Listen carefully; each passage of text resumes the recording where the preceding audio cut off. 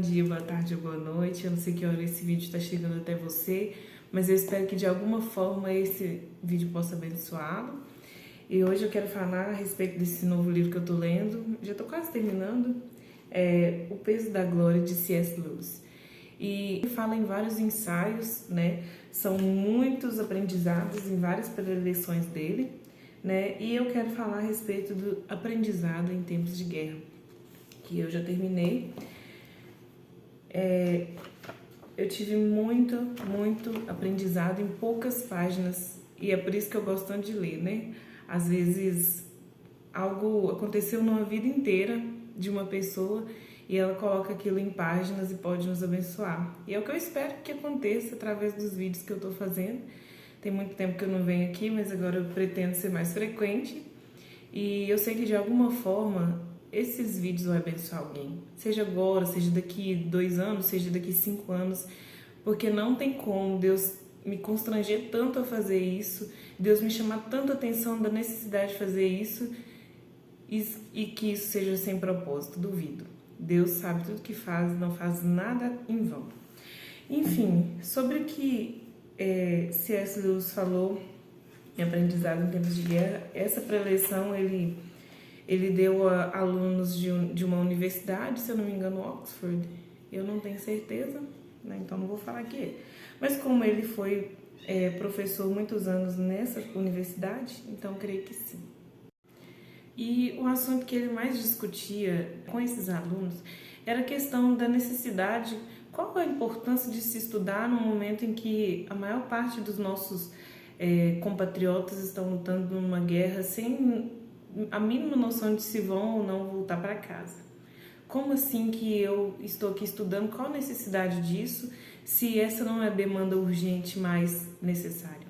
Essa não é a atual demanda da minha nação, sabe? Então, era esse o enredo de aprendizado em tempos de guerra. Porque qual o sentido, sabe, uma nação inteira como a Inglaterra, qual o sentimento dessa nação, sabe, em relação à guerra? Sabe, tudo que você vai fazer, você lembrar que tem parente seu na guerra.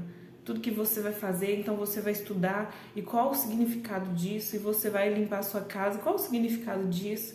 E tem pessoas importantes da sua família, talvez o seu esposo está na guerra, talvez a sua esposa esteja na guerra. Essa era a maior demanda, inclusive desses palestrados, dessas pessoas que estavam sendo ministradas nessa preleção. Qual o sentido da gente continuar estudando? Talvez você esteja estudando aí filosofia. Qual o sentido de continuar estudando se a gente está no meio da guerra?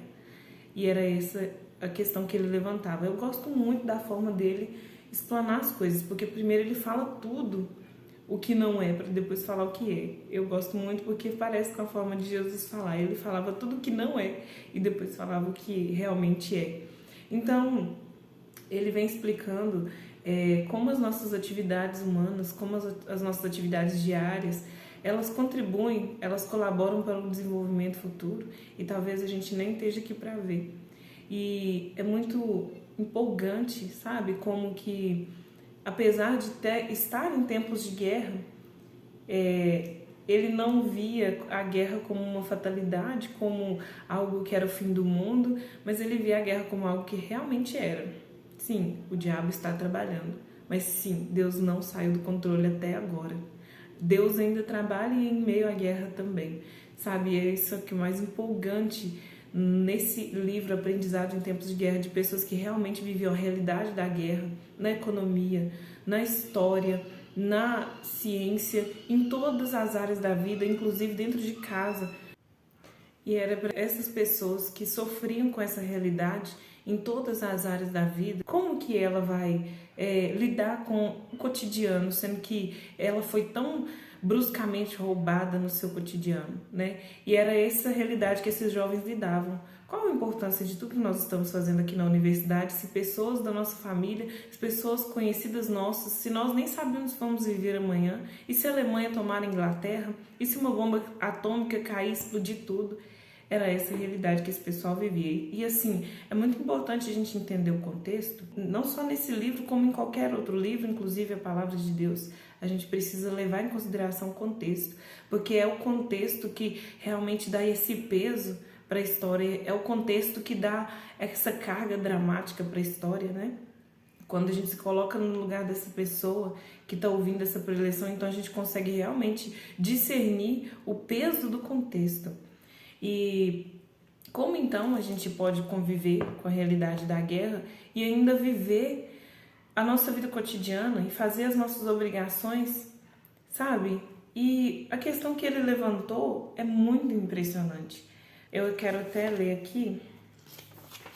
Ele disse para esses estudantes, tinha várias áreas de acadêmicos, né? Ele disse: é necessário que haja boa filosofia, se não por outra razão, porque a filosofia ruim precisa de uma resposta. Acima de tudo, talvez precisamos de um conhecimento íntimo do passado, não porque o passado tem alguma magia em torno de si, mas porque não podemos estudar o futuro. Então, assim, por que essas pessoas estavam avançando o conhecimento do passado? Estavam buscando o passado para poder discernir o que fazer, o que não fazer, o que deu certo, o que deu errado, para continuar o que estava dando certo e deixar de lado o que estava dando errado. Por que desenvolver uma vida acadêmica? Por que fazer o que eu faço do jeito que eu faço? Por quê? Sabe? E talvez, hoje que nós temos tempos de paz, graças a Deus, pelo menos aqui na nossa nação, e infelizmente não em todas as nações do mundo, mas por que hoje em dia, em tempos de paz, a gente não tem esse peso de existência, esse peso que a guerra traz para nós? Por que em tempos de paz nós não podemos discernir as nossas atividades da mesma forma que essas pessoas discerniram em tempos de guerra? Se na verdade nós estamos vivendo uma guerra, para nós os cristãos a guerra nunca acabou. Desde que o último cristão tombou o seu corpo na última arena, da última vez que os cristãos foram perseguidos por leões, ou talvez na última vez em que a Inquisição atacou pessoas que eram protestantes, ou talvez a última vez em que uma pessoa nesse planeta foi condenada simplesmente por ser cristão, o que não tem muito tempo. Por que nós não temos esse peso desse contexto de guerra, se nós realmente estamos em guerra em todo momento? Sabe? A gente precisa discernir isso. Senão agora, em algum momento, nós vamos morrer. Inclusive, eu quero ler aqui. Contudo, não existe uma questão de vida ou morte para qualquer um de nós. Apenas uma questão dessa ou aquela morte.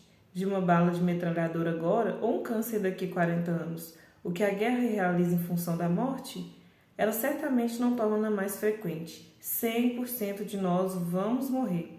E essa porcentagem não pode ser aumentada. Então, apesar de todo o caos, de toda a morte, de todo espírito profano desse século, de toda a perversão sexual dessa era, apesar de tudo isso, 100% de nós vamos morrer. Apesar de toda desobediência ou obediência, 100% de nós vamos morrer. Há milhares de anos atrás, um homem e uma mulher pecaram, nós somos descendentes desse homem e dessa mulher. E o que nós vamos fazer com isso? Há 2000 anos atrás, alguém pagou o preço por esse pecado de milhares de anos. O que nós vamos fazer em relação a isso? Para equilibrar o peso na balança, ele padeceu no lugar de pessoas como nós. O que nós vamos fazer em relação a isso? Sabe? Aprendizado em tempos de guerra é algo que nós devemos realizar todos os dias. Essa meditação sobre a importância e o peso do contexto daquilo que nós fazemos na realidade espiritual é muito importante. Nós precisamos de verdade entregar a nossa vida, de verdade. Porque nessa guerra entre o santo e o profano, entre o celestial e o carnal, nessa guerra de todos os dias que nós vivemos entre anjos e demônios, qual é a nossa posição? Já parou para pensar nisso? A gente precisa tomar uma posição, essa decisão daquilo que nós fazemos realmente muda tudo. Então nós precisamos todos os dias ser responsivos ao sacrifício que o Senhor Jesus fez por nós. E assim, a cruz de Cristo tem sido muito banalizada e a gente precisa realmente discernir essas coisas que a gente faz todos os dias, a ceia do Senhor, sabe? As coisas de tanto significado, os cerimônias que nós temos do batismo, de aceitar a Jesus, todas essas coisas perderam o seu significado, sua carga, o seu peso de contexto daquilo que realmente é, sabe? A gente precisa resgatar isso, porque nós estamos vivendo em tempos de guerra e nós precisamos discernir isso com profundidade, porque senão nós vamos perder por essa consciência de passividade diante de uma realidade que a gente sente que não pode alterar. E a gente realmente não pode. Mas nós temos um Deus que de maneira nenhuma e jamais saiu do controle. E às vezes a gente olha para as circunstâncias, parece que Satanás está vencendo, a gente olha para a nossa economia, parece que Satanás está vencendo, a gente olha para a nossa política, parece que ele está vencendo, a gente olha para a juventude, parece que ele está vencendo, a gente olha para a dissolução das famílias, parece que ele está vencendo. Mas a nossa passividade é a única coisa que pode ser uma arma real na mão dele para que ele vença. Nós, como igreja, não somos passivos. Nós, como igreja, levantamos e lutamos todos os dias para que a glória de Deus seja revelada nesse século, para que as pessoas conheçam que verdadeiramente Jesus Cristo é o Senhor. E nós fomos chamados para fazer discípulos. Nós não fomos chamados para ser passivos, para levar uma vida morna, sabe? Uma vida que, como uma folha solta ao vento, você faz aquele dia o que você foi chamado para fazer, você diz sim para tudo e às vezes o seu sim para todas as coisas, o seu sim para outras pessoas pode te custar o sim para Deus. Nós não fomos chamados para dizer sim para tudo. Nós não fomos chamados para ser passivos. Nós fomos chamados para revelar a glória de Deus nessa terra. Gostaria de ler esse último trecho aqui. Por outro lado, a guerra faz uma coisa em relação à morte. Ela nos força a lembrar dela. A única razão por que o câncer aos 60 ou a paralisia aos 70 não nos incomodam é que nós esquecemos deles. A guerra torna a morte real para nós. Isso seria considerado como uma de suas bênçãos pela maioria dos cristãos do passado. Eles achavam bom para nós estar sempre conscientes da nossa mortalidade. Estou inclinado a pensar que eles estavam certos. Toda a vida animal em nós, todos os esquemas de felicidade que estão centrados nesse mundo sempre estiveram fadados ao fracasso. Em tempos de normalidade, somente os mais sábios poderiam reconhecer isso. Agora, até o mais estúpido de nós o sabe. Eu achei muito top, muito maravilhoso esse ensinamento. E agora, um pequeno resumo daquilo que eu entendi. A gente precisa fazer hoje aquilo que Deus nos chamou para fazer hoje, sabe? Nunca vai ser o momento oportuno. Talvez eles estivessem esperando a guerra passar para poder voltar a realizar suas atividades cotidianas, ou talvez a gente agora esteja esperando o momento certo, o dia em que eu tiver tempo, quando eu me aposentar, quando as coisas estiverem melhores, quando o outro presidente assumir, quando a economia voltar, e quando isso, quando aquilo. A gente faz altos planos com coisas que a gente não tem domínio.